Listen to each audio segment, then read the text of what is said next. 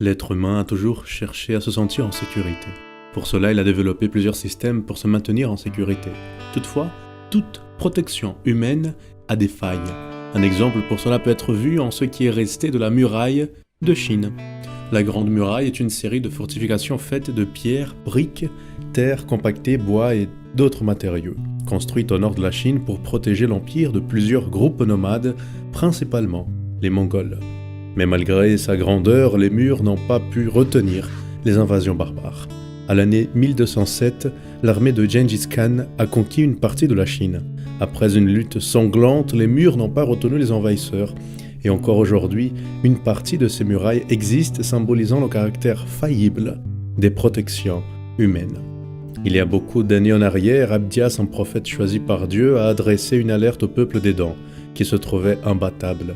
Au verset 4 du seul chapitre de ce livre, nous lisons « L'orgueil de ton cœur t'a égaré, toi qui habites le creux des rochers, qui t'assieds sur les hauteurs et qui dis en toi-même « Qui me précipitera jusqu'à terre ?»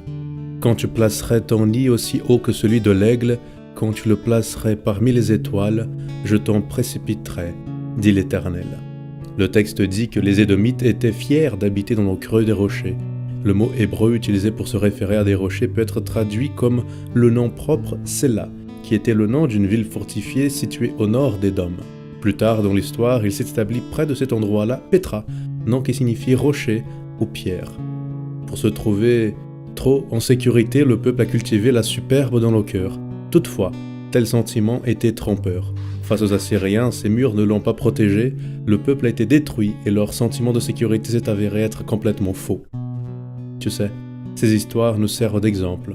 Elles nous font réfléchir sur le danger de développer l'orgueil dans le cœur, fondé sur nos châteaux de sable qui ne peuvent pas réellement nous sauver.